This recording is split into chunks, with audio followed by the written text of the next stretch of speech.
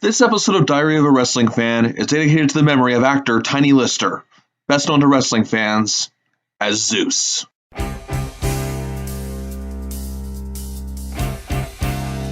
It is now time for Diary of a Wrestling Fan with Bill Chase.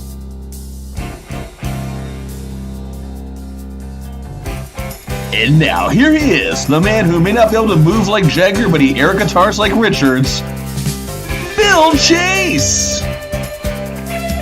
Thank you, Mr. Podcast Announcer, and welcome to another edition of Diary of a Wrestling Fan, the podcast that chronicles my 33 amazing years of being a fan of professional wrestling. Thank you for listening on Spotify, on Anchor, wherever podcasts are streamed. Hit subscribe, hit follow, do what you gotta do wherever you're listening from. If you're listening on YouTube, hit that like button, hit that subscribe button right now.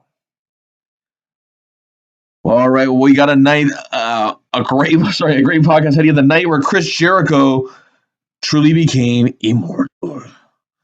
That's right. We're going to be covering WWF Vengeance 2001 and events that led up to it that were very unique. Now, if you before we get started, however, I want to give a quick plug to Pro Wrestling Ontario. If you listen to this podcast on YouTube, find a link on the right side of the video screen to our latest episode of Foundation. That's right. New episodes of Foundation are airing every week. New matches, new interviews. We're catching up with some of the talent of Pro Wrestling Ontario. Title matches, judge matches, you name it, we got it. The link to this match will be the Trios title match between the reigning champs Absolute Anarchy with their reluctant substitute tag team partner Matthew Grant, taking on the challengers Airstrike and Scumbag Yates, some of the best talent in Ontario in just that one match right there. Again, Trios titles on the line. Hit the link. Go to that video after you're done listening to the podcast. Watch it. Hit like. Hit subscribe. Give us some feedback. It's Pro Wrestling Ontario. All right, well, here we go. Chris Jericho became the man on this night. Spoiler! Truly became the man. WWF Vengeance at the time, 2001. 2001 ending not quite the way 2001 started. Honestly, if you really think about it, in the world of professional wrestling, obviously not counting the tragic events of 2007, but is there any other year that started one way and ended so dramatically in a different way? I mean, in the beginning of 2001, the WWF was on top of the world, literally, in terms of professional wrestling. There was nobody touching them.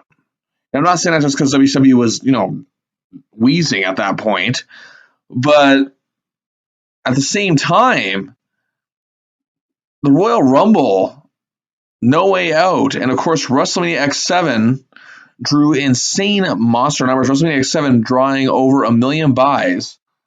First time ever. Everything's going swell. Houses are great. Ratings, monster. And then WCW closes. The invasion begins. Ratings go down slightly. But again, that being said, however, they'd kill for those numbers today. I'm serious. They'd kill for those numbers today.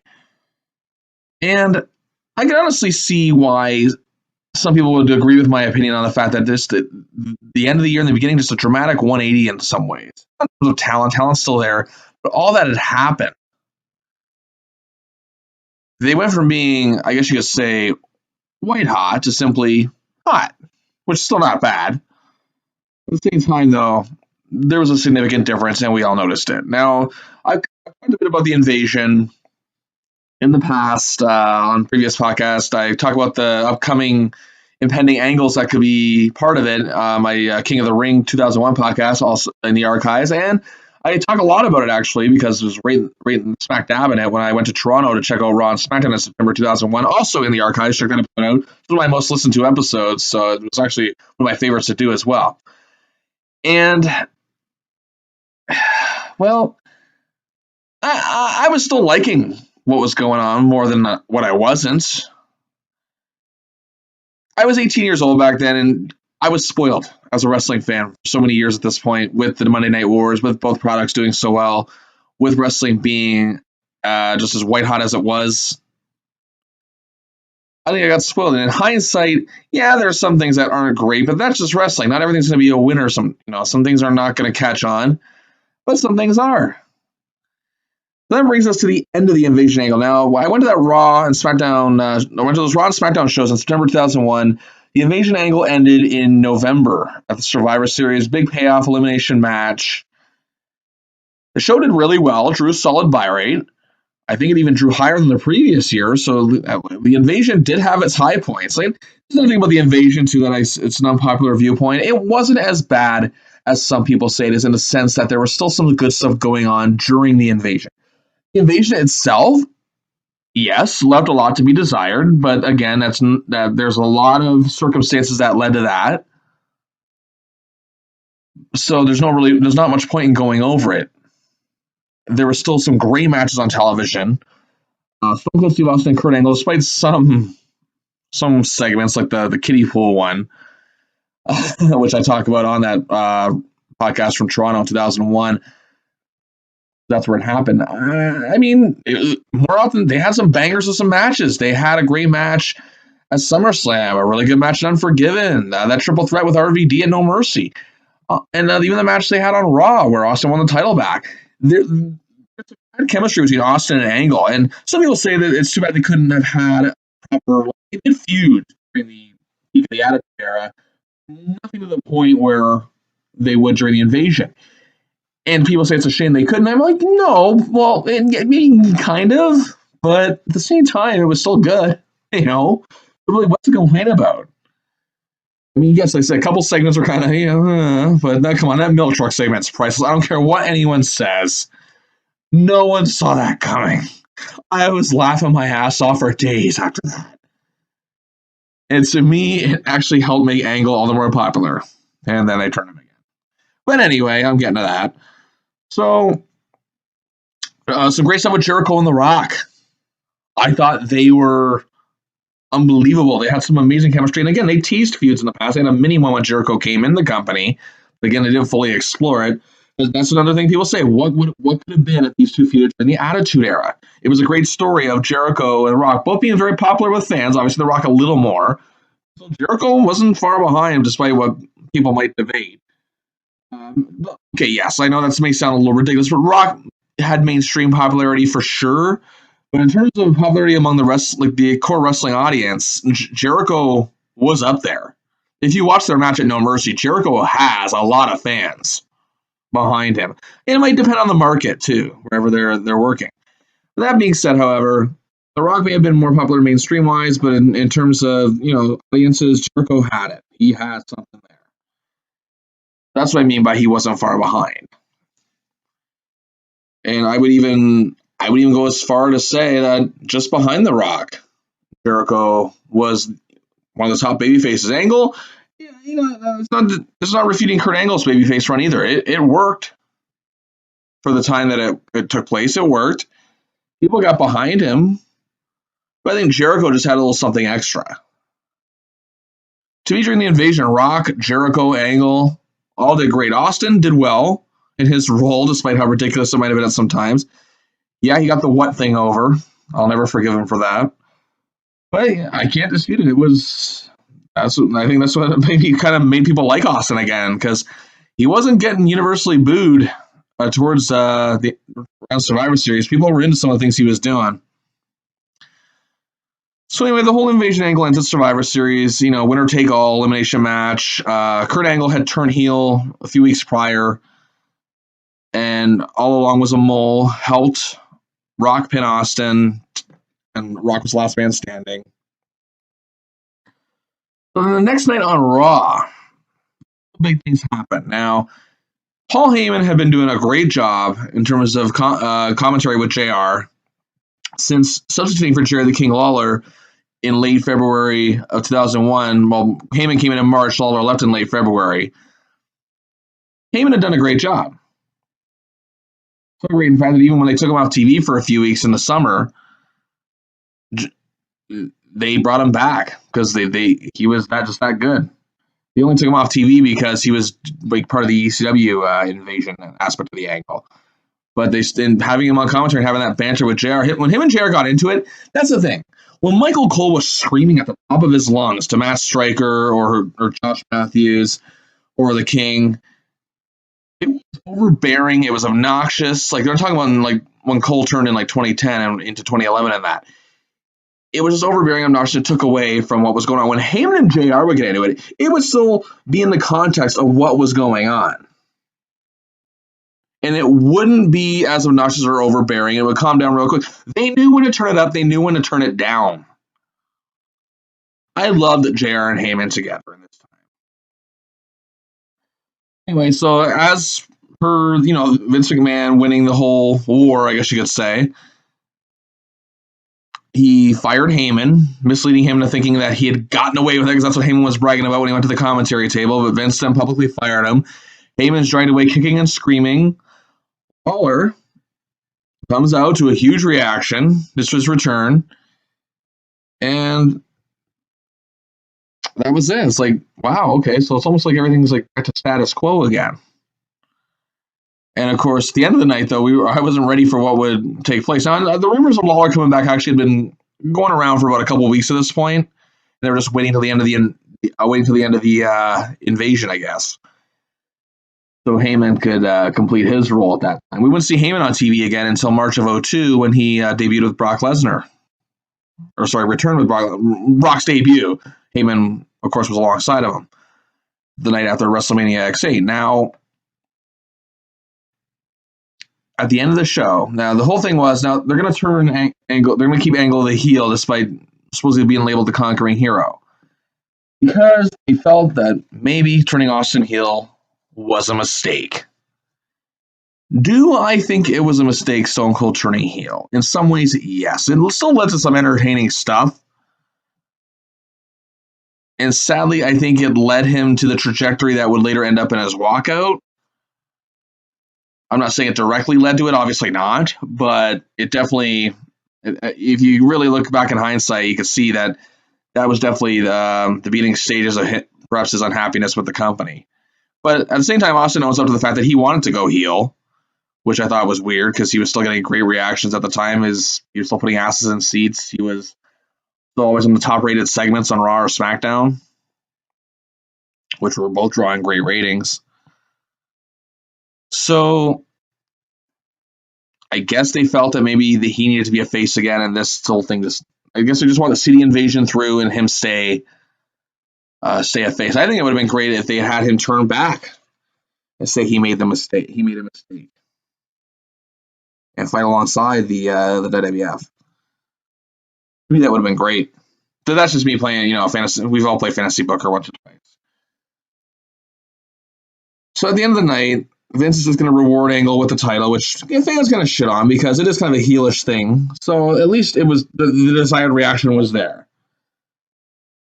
And then suddenly, when Ric Flair's music hit, I remember I was watching this Raw that night.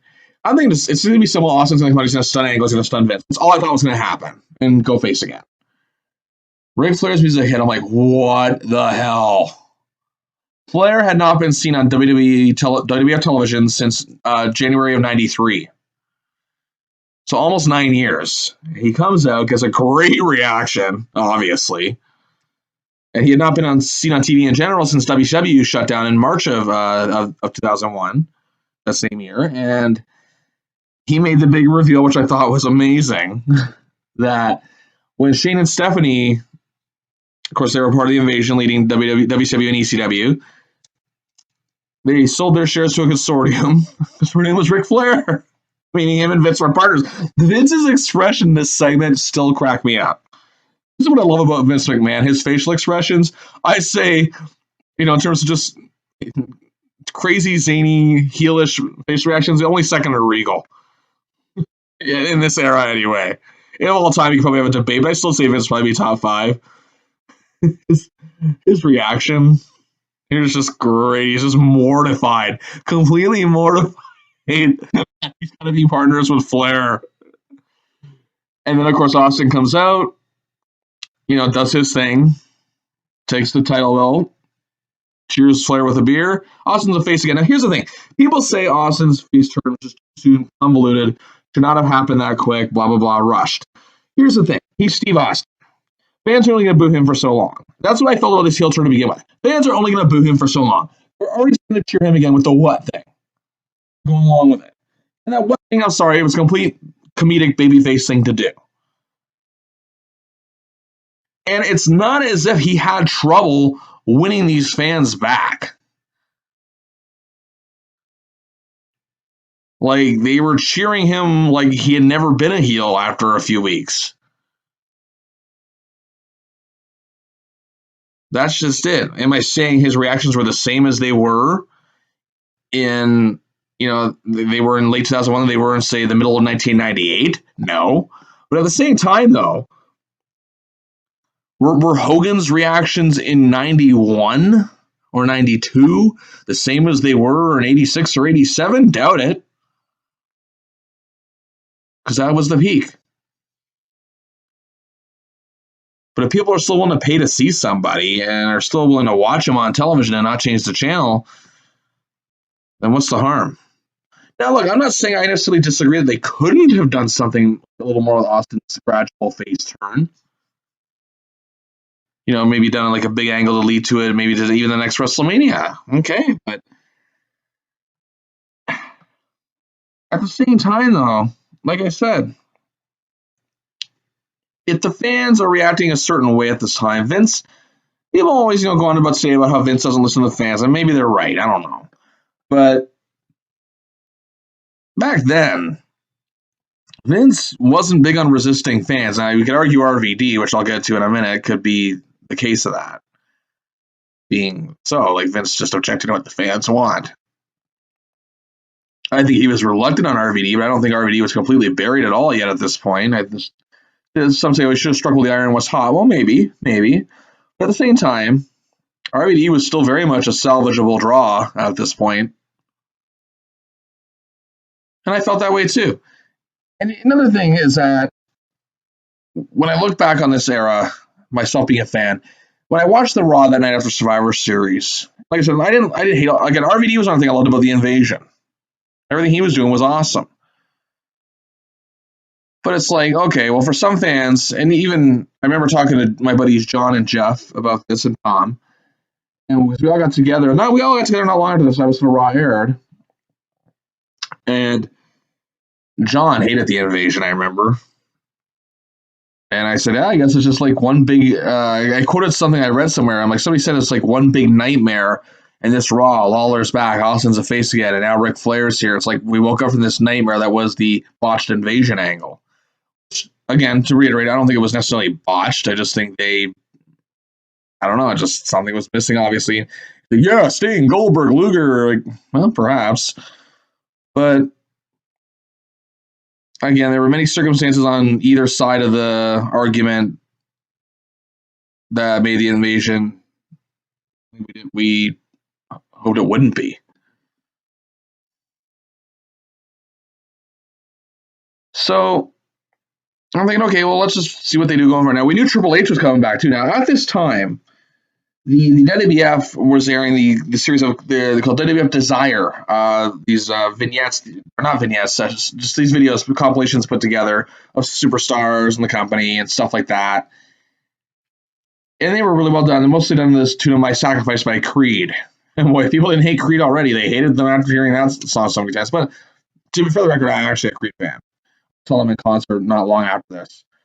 But either way, the stuff they were putting together was incredible. Great video packages. For Triple H, they used Beautiful Day by U2, which was a big song at the time.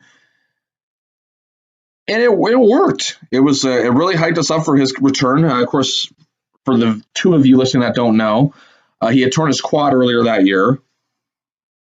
Very nasty injury, and he still finished the match. But obviously, it's a long injury to heal up from, but he was ready to come back finally. Then they he's going to finally return to the Vengeance pay-per-view. That's what we read that our own way, obviously, as fans. But again, he was on the poster for the show. So in a way, they didn't mislead us. That's what I'm looking forward to too. With my friends and I looking forward to Triple H coming back, because he may not have been our favorite wrestler because he was a heel that we hated, but at the same time, it wasn't the same with that. I wonder what the Invasion would have been like with him around. To be honest, when I say it would have made a drastic difference, well, maybe not, but we can just to see what direction they would have gone with him being there. So anyway, leading up to the show, they announced the big undisputed title match. Now, right away, they just dropped the WCW name for the WCW title, which I thought was stupid. Yes, the invasion's over. Yes, WCW is quote unquote dead. They would remind us of that, still reminding us of that all these years later. WCW is dead. Okay, we get it. But at the same time, though, it still is they still going to call it the WCW title. I know it's a peppy, it's a little thing, but why not? The Rock's still holding the WCW title as far as I'm concerned, as far as the fans were concerned.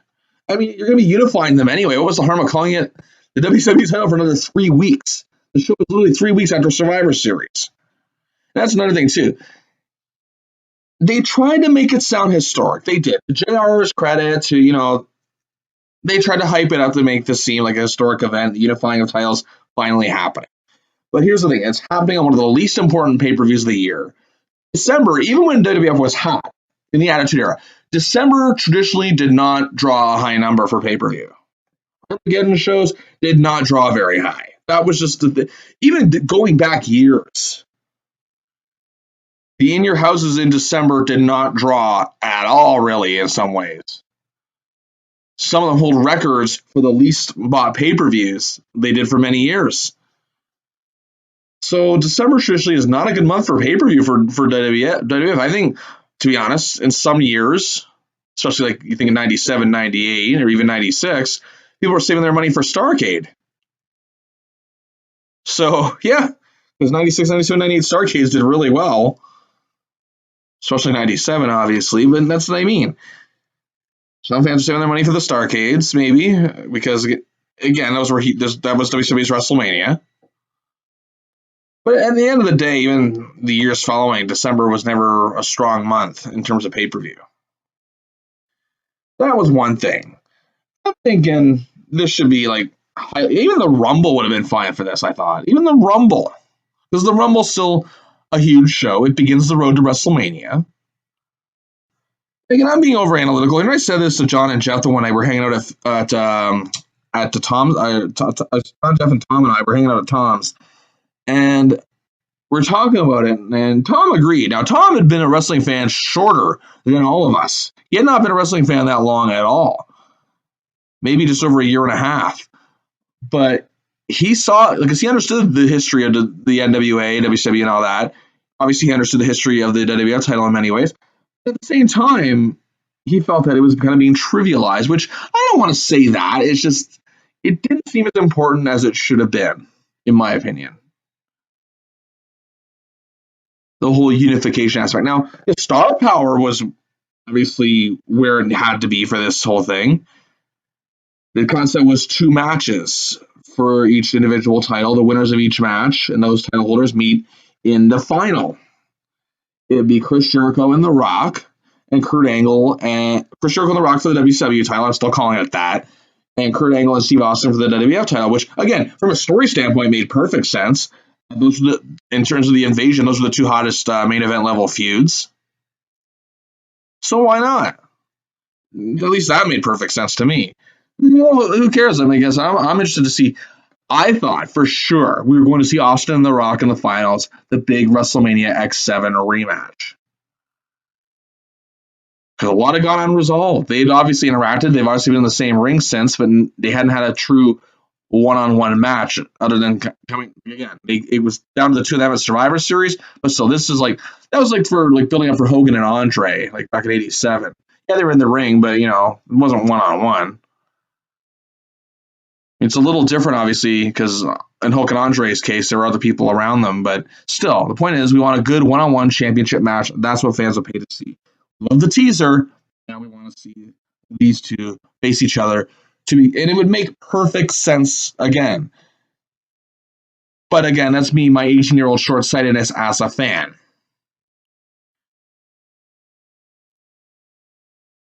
I wanted to see Austin The Rock in the final, but obviously I knew that might be a little too easy, a little too predictable. But, we got the 2 biggest names in the industry fighting to become the first, undisputed unified champion.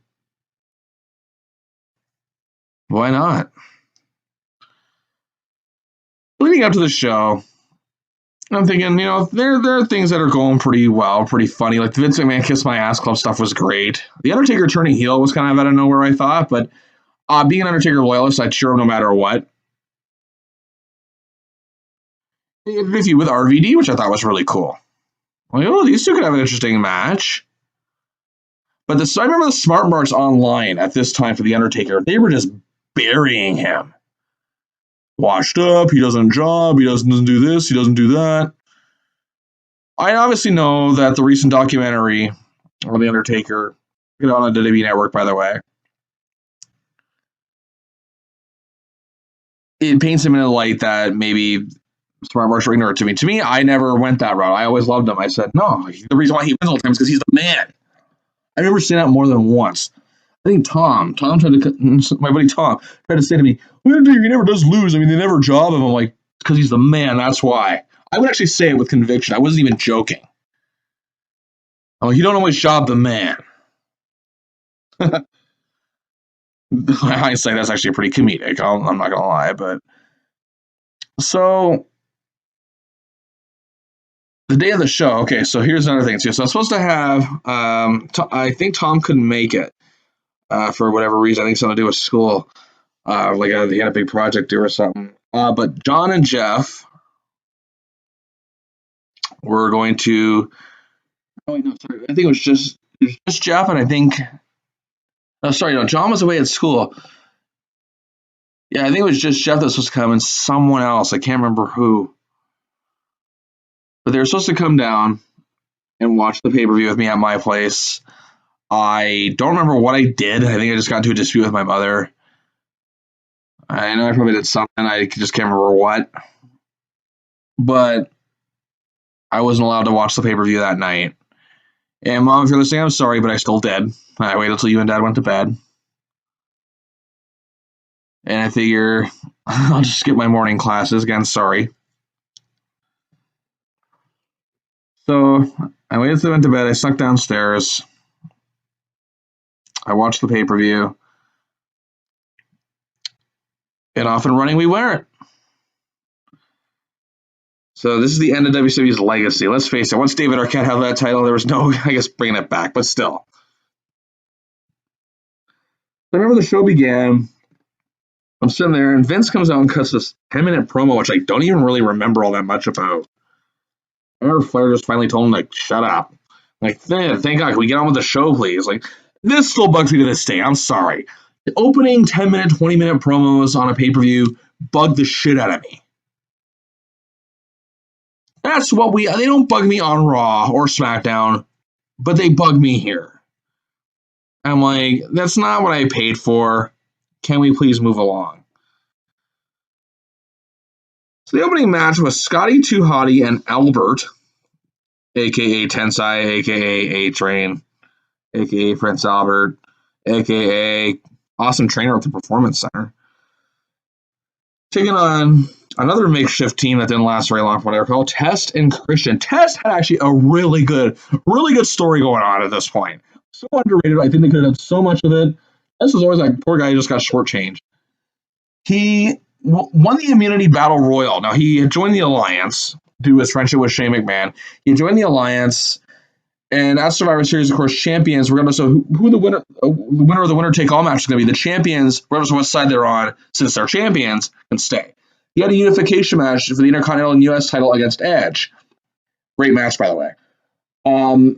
Test lost. So, of course, he panicked, thinking his job was in jeopardy because he's not a champion anymore. So he attacks Scotty 2 Hotty backstage and takes a spot in the Battle Royal and actually wins the Immunity Battle Royal. So Test has immunity, which means he can act like a complete dick, which he did. He was doing that in such good segments. I'm like, that's good heat. They really could have gone far with that, but I think by the new year or like further into the year a bit, they just forgot about it, which is kind of sad. I thought he pulled that. He can come off like an asshole and like when he's a heel. But I thought that was actually a really good character development for him, but they just kind of forgot about it. I think they could have gone a lot further. So Scotty 2 Hotty was injured during the middle of 2001 or so. His partner, the late Brian Christopher, Grandmaster Sexay, was let go. So he came back. He's without a partner. He didn't really have much going on. And so they had a makeshift tag team with Albert as like kind of a dancing babyface, which is just wrong. Just wrong in every way. Thank God it didn't last. So here's another thing too about the Invasion. Pay-per-view quality was still good. Still good. Bangers and matches left and right. I can't complain about the pay-per-view quality really at all for the Invasion. Even the Survivor Series, again, the month prior, was a good show. So this match, thinking, okay, I think, to be fair, to not be so hard on WWF this time, they were still trying to find their footing after that angle that they put so much into, but didn't exactly produce the results they might have been hoping for. So they had to work with new things again. So a lot of things, WWF has never done a reset like WCW did like back in 2000, but it's the closest thing to it. So they're just trying new things, seeing what worked, what didn't. I really can't criticize them too harshly in hindsight. But at the time, oh my god. I just wasn't digging this at all. I didn't even think Test and Christian really worked out well together, to be honest. This match I remember just not caring about at all. Seeing it again not that long ago, just like, yeah, this sucked. Yeah, nothing against the talent involved here. Like, people can say what they want about Albert, but he's a great trainer that has a lot of respect in the world of professional wrestling down to the Performance Center. Scott Taylor, Scotty 2 fantastic talent. Christian was amazing. Christian's one of the best of his time, in my opinion. And Test was good in whatever role they'd put him in. I think Test is grossly underrated in a lot of ways. For a guy who didn't have a lot of experience under his belt either, he wasn't bad. That's not people forget that about Test. He did not have a lot of experience when he came into the WWF. I think he barely had like a year into the business. So really, and he looked like he was always listening to if he was a veteran, if he was in there with them. So clearly he was doing something right. I think Test could have, sadly, now obviously he's gone, but what could have been, I think he's one of those guys I think about with what could have been. So, yeah, this match was not good. The Faces win. Then we get to the Intercontinental match. I was looking forward to this, too, because Edge, at this point, had really started to come into his own as a single star after years of tagging with Christian. He had a really good match with Test at the Survivor Series pay-per-view. And he always entering a feud with William Regal, who, again, Regal is just such an... Even at this time, I hated him because, he was such a great heel. But I love to watch him. Again, he was the heel I love to watch. His facial expressions kill me every time. That's selling, people. Like, it's not just... And I've even been told this by wrestlers. Selling is not just taking bumps. Selling is, again, expressions. Making it look like it's real. And it's suited Regal's character that had those insane expressions on his face. Because they were crazy and sometimes a little cheesy, but they were, for the most part, believable. So he takes on Edge here, and I'm thinking this could be really good.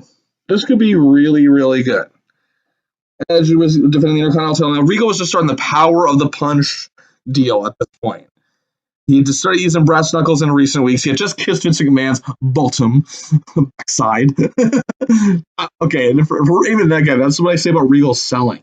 When he had to do that, no one else could have pulled that off. One of the reasons that got over like it did is because of Regal. I'll give Vince credit too, obviously, for exposing his bare ass. But Regal, again, he sold that. He was the best first member of the Kiss My Ass Club. There was no better choice. So again, and this is another good dynamic to add to Regal. I like the power of the punch deal, where Regal claiming it's just a clean punch, but really using brass knuckles. It's perfect heel actions. So again, it was interesting to see how Regal was going to pull it off and how if Edge could avoid it. If Edge could avoid the whole power of the punch. So Edge wins the match. And Edge wins this clean. But obviously the way that they put it together, the feud's not over. The match itself wasn't bad. I remember at the time thinking, I was... Even again, in hindsight, I didn't think it was that great. But again, it's nothing against the talents. It's just we see in wrestling sometimes even the best of talents don't always click. But it's a mesh of styles that can't get on the same page. It happens. They had a better match at the Rumble. The match at the Rumble was better. Where Regal would finally become the Intercontinental Champion. It was good. But like Edge and Regal here, again, it wasn't terrible, but at the same time, it wasn't anything It wasn't a banger, and Edge was having some banger matches in his singles run with like Lance Storm and Christian and Tess. Like I mean, he was doing really well with this run. So then Kurt Angle confronts Ric Flair, saying that he'll accomplish everything that he intends to tonight, become the undisputed champion. Flair, the funny thing about this segment is Flair actually like kind of nods his head and agrees with everything, and that just annoys Angle more because he's hoping for Flair to be kind of arguing with him, but he doesn't take the bait. I thought that was a funny little segment. All right, so we got Matt Hardy versus Jeff Hardy. Now this again was yet another attempt to break up the Hardys. It seems like they teased it a few times in the past, but never really fully went through with it. And my question at the time was why. I'll admit, when they finally did it not long after this, like just less than a year later, with Matt doing the version 1 thing, Jeff doing his match with The Undertaker and that, at least that was good timing, but these still felt like a few months too soon. Because they were back together by the beginning of 2002 at the Rumble. Now, at least the story here was, at least they're trying to make it intriguing. Neither of them was technically a heel, although I thought Matt was acting a little more heelish, which, again, would make sense for what they would do with him months down the road. And Lita was put in the middle between her boyfriend and her, her brother-sister kind of relationship, which, yeah, I thought that was at least a good-hearted attempt at storytelling. And it made for a good build-up. That being said, however, it's because it was so quickly put together, so, rushed, it seemed. Because, again, it's been only 3 weeks since Survivor Series, and that's when they started having big problems. Matt blamed Jeff for them losing the tag team test because rather than win the match, he took, again, a high risk, and it cost them this time. It built this into between them. If they built this up a little more, I think it might have been better.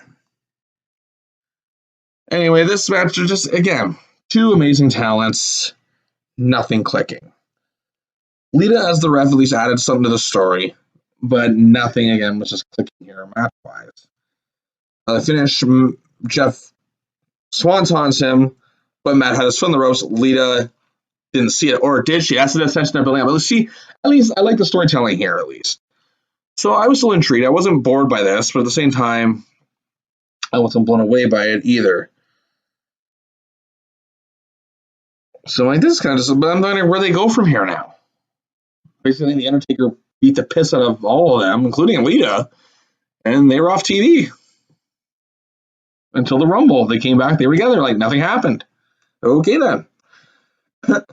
Next up, the tag titles on the line. It was the Dudleys versus Big Show and Kane. Now, okay, I might be in the minority here on this one. Maybe not. But it might be an unpopular viewpoint with some. I liked Big Show and Kane as a tag team. Maybe not this incarnation of it, but years later. I don't know. Something about them just seemed to work as a tag team. They were a tag team I enjoyed watching years down the road. And even here, at least you had that intrigue of 2 monsters being on the same side. So in a lot of ways, it made perfect sense. This match, on the other hand, oh my God. This was just all over the place. And I'm thinking to myself, what is happening here? What happened at Red Hot Tag Team Division? Again, being a somewhat pessimistic 18-year-old at the time, maybe I just, the fact that I was spoiled all those years, I just wasn't understanding the transition they're trying to go to here. But like I said, they're just trying to see what works and what doesn't now with the invasion angle being over. Which is why, in hindsight, I'm not too hard on this show. That being said, the match itself was, that's what it was. And JR, I remember JR at the end kind of gets his backhanded, kind of bullying Shoe Ugly kind of comment in there. Truly burying the match. So that's a good for us. Speaking of which, Jim Ross and Jerry Lawler, this is their first pay-per-view they'd called together since No Way Out earlier in the year. So there you go. A little factoid there for you. So again, the show itself is not doing really all that great. I'm actually kind of like thinking this is disappointing when I'm watching this at the time. And I'm nodding off, even though I wasn't even that tired going into this. So I remember I grabbed a pop to kind of keep myself awake. I wanted to see the undisputed title decided. Next up, we had Rob Van Dam and The Undertaker. Now, this was awesome. This was awesome. A lot of fun. A lot of, a good brawl. Taker's a great brawler. RVD can do hardcore stuff with anyone in terms of the matches. So this was a lot of fun. I actually watched this again recently. These guys have good chemistry. I don't know. There's something there. Something was there. And Taker won the hardcore title, which RVD had been holding with the exception of a few 24/7 losses here and there. For the most part, since the summer, he'd been holding the title. And Taker wins it here, which I thought was a little weird. I wasn't upset about it because I'm a Taker guy, but I just thought, okay, I'm just actually a little. I don't think that, I like the hardcore title, but again, when Taker status, you think that's not something that he'd be striving for. But be that as it may, I enjoyed it. I remember after this, Jericho confronted Flair in the locker room because Jericho there's still doubt he can win the big one. Now, yes, he did beat The Rock at No Mercy, but he lost it a few weeks later on Raw. And I like the way they're going with Jericho here because again, nothing against Jericho. I love Jericho even back then. I love him now, despite what some people might say. But to me, out of the four guys, he was the least likely to win. Because again, Austin and The Rock's resume speak for themselves as champions. Kurt Angle had, even though his last reign wasn't overly long, but still he had a long reign to his credit. Jericho hadn't had a long title reign to his credit. And he was the only guy out of all these four that never held the WWF Championship. So, but I think that's what they were playing up, and it was a smart move. The video done a beautiful day again. I'm thinking, he's going to come back. Maybe he's going to confront the winner of the title match, or maybe he's going to interfere in one of their matches because they left things not ambiguous really because again he got injured, but they left things kind of ambiguous with him and Austin because I think that was eventually going to lead to a break because they were teaming up at the time. I think maybe he's going to confront him, confront whoever, who knows. But alas, he did not show up. And I think a lot of fans bought the show thinking, and because I know some who did, a lot of fans bought the show thinking he was going to be there. So then we had Trish versus Jackie. Trish, God bless her, might not have been as good as she would become in the following year or so, but she was determined to be good. She was determined. She was trying so hard to be good. She was just won the women's title at Survivor Series. It was vacant. Her popularity had really caught on at this point. But you can see the effort there from her, and I can't fault her there. She's doing her damnedest to, be as good as she can in that ring. The match again, it's filler material, but at the same time though, seeing Trish passionate about the way she was in the ring at that time, always striving to be as good as she can. I can't help but respect that. That's what I've always liked about her. All right, main event time. It is time to decide who will be the undisputed champion. Now, again, winners of both matches advance. First off, we have the WWF title on the line. Steve Austin versus Kurt Angle. Now, this was a good match, but as I'm watching, I'm thinking, something's not really there. It's missing something that was there from their previous matches that they had back in the summer and the early fall. Again, still good. You're going to get a good match with these two at 20%, let alone 100. I say, at this rate, Austin's always battled injuries pretty much throughout his entire run. It's his top guy run, you know what I mean? So, this was fine. But again, when you look at their other matches, those ones blow this one out of the water. Maybe that's why I see it that way. I don't know. But Austin hits the stunner, and that's that. Again, competitive, great ending, great, good finishing sequence. So Austin walks the back, and then we get to the second match, The Rock versus Jericho. These two have another fucking banger. They had a banger at No Mercy. They had a really good match on Raw for the rematch, and now they had another one here. This was the match of the night. The match of the night. No question. And spoiler, they'd have another great one at the Rumble. Another great match at the Rumble in January. Again, these two just had natural flow with each other, it seemed. Now, what I liked about this match, too, is that, again, these two had a flair for creating good drama leading to a finish as well. Now, they're countering everything. They're trying everything to defeat each other like they were in their previous matches. Again, these two had great finishing sequences in their matches. Rock bottom, but The Rock, he can't get the pinfall because he's just too tired. Vince runs down, because again, Vince still has issue with both Austin and The Rock at this time. Obviously, he eats a fist from The Rock. Spinebuster, People's Elbow, but again, Rock goes after Vince, gets a low blow this time, and the Jericho bottom finishes this match, and Jericho again, now two-time WCW champion. Yeah, I was over the Vince finishes this time, but whatever. At least it tied into what was going on. But I was shocked. I'm thinking, what? No Rock Austin? And I'm like, wait. And this is what I said. I was like, they're saving it for WrestleMania. Boy, was I off. Well, mind you, that's long before I learned Hogan was coming in. Spoiler!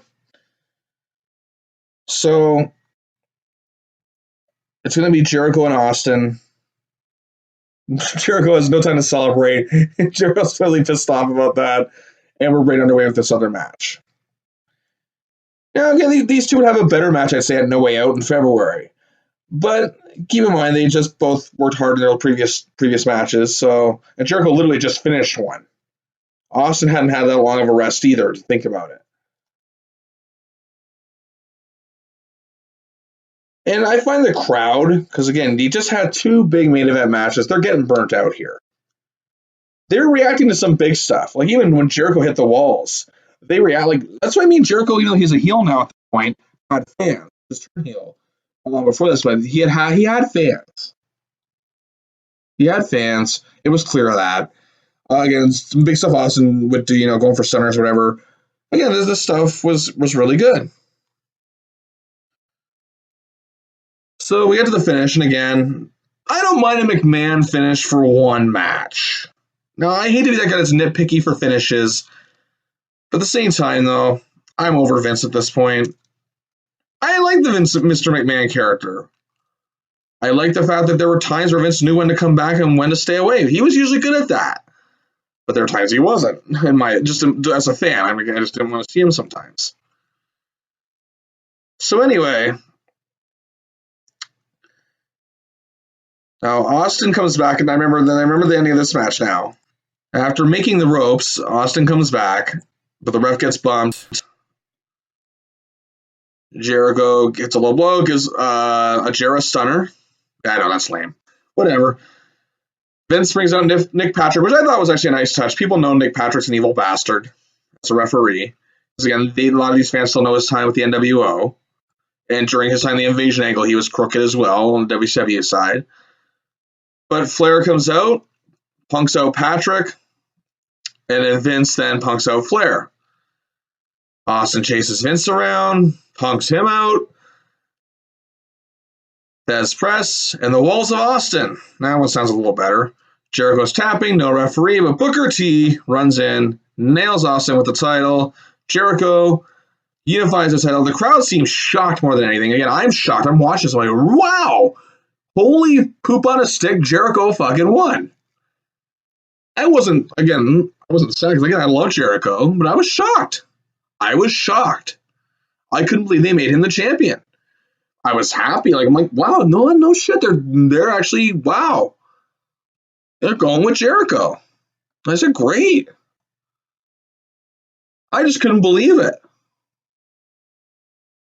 They were going to school the next day, talking to a couple friends. Now, John and Jeff were already in college, and John, Jeff, and Tom were already at the college university thing at the time. So I was still taking another year of high school. And wow. I remember talking to a couple of buddies of mine, my buddy Joe Bayless, and I said, they're actually made Jericho the champion. This is pretty cool. They might have faith in him as a top guy. Spoiler!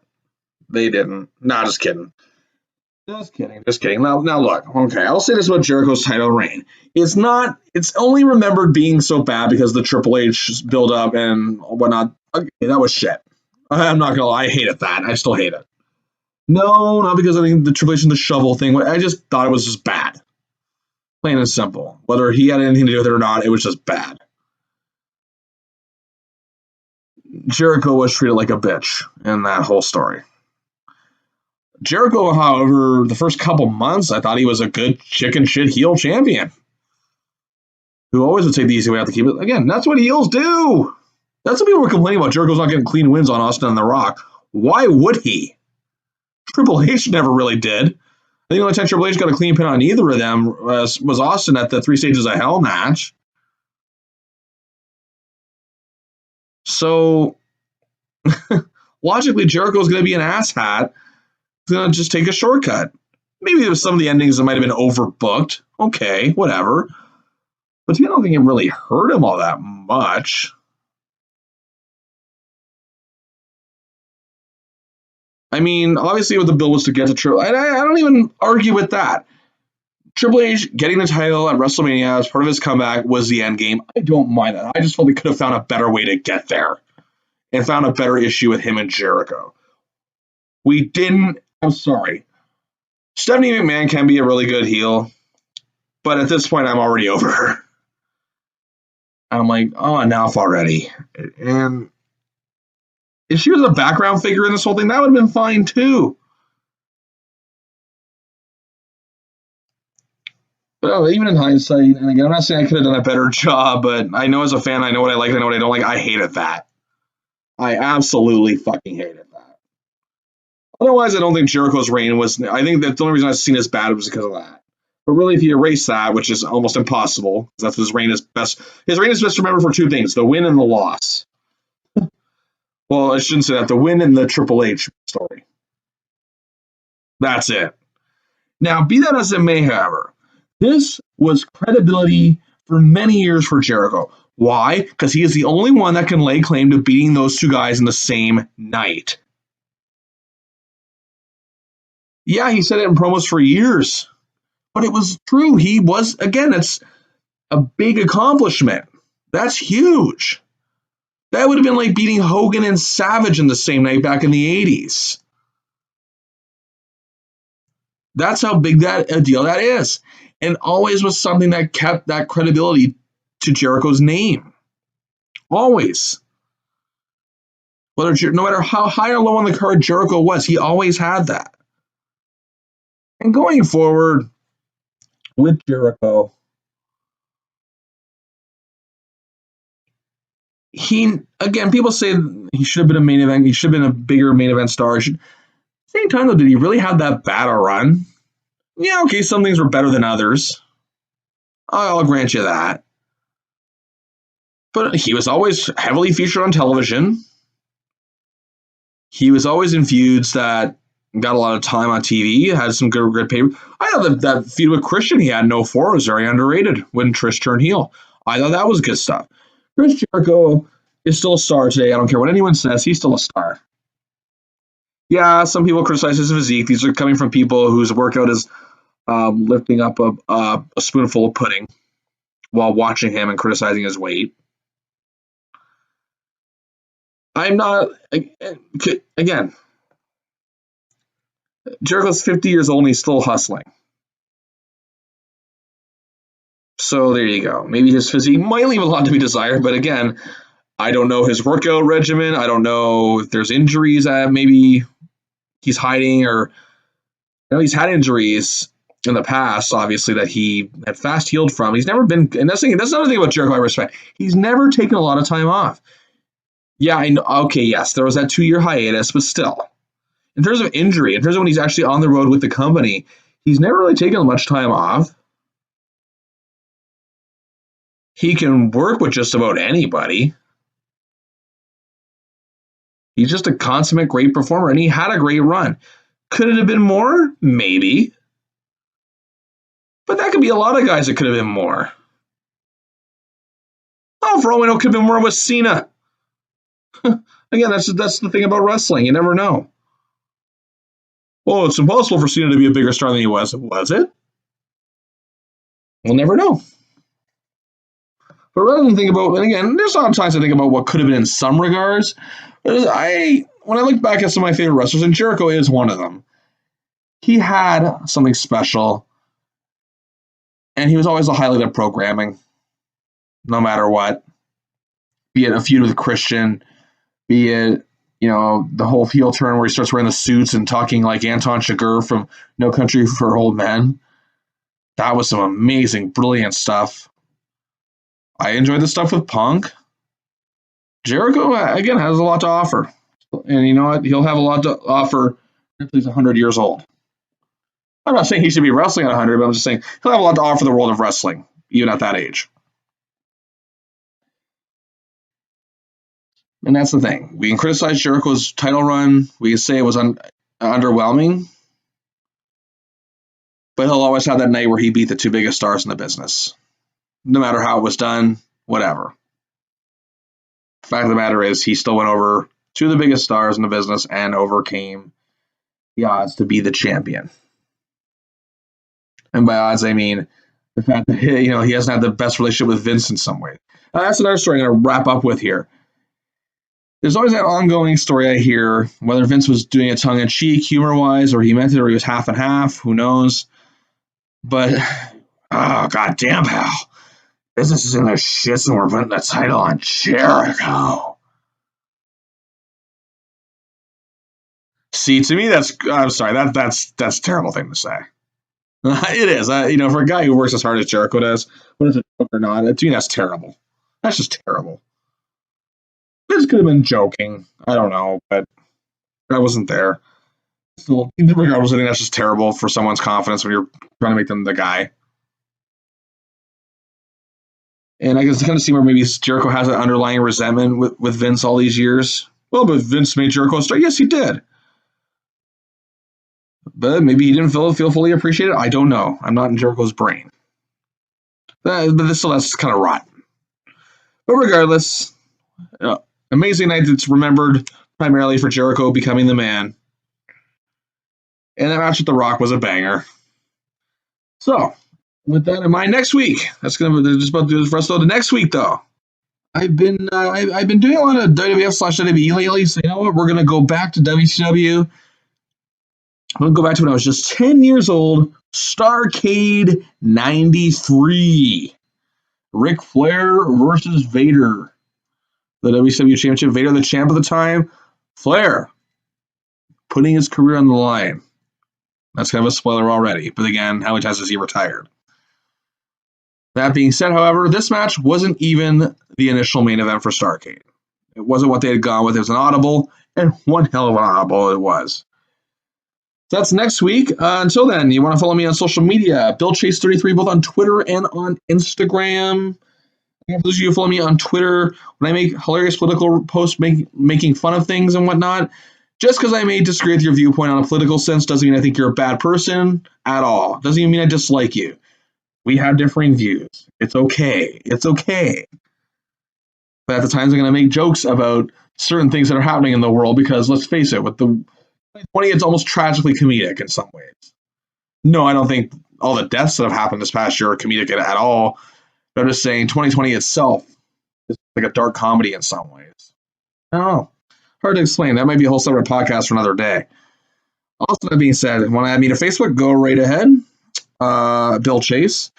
I love to talk old wrestling, especially. Instagram, I just post pictures of myself and my cat and occasionally my friend. There you go. That's going to do it. So until next time, I am Bill Chase, quoting a famous Hamiltonian, when I tell y'all, don't you dare miss it.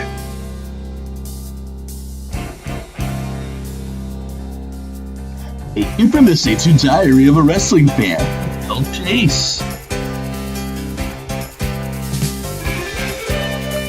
If you'd like to make a contribution to the show, just tell all your single female friends that Bill looks a bit like Mark Wahlberg.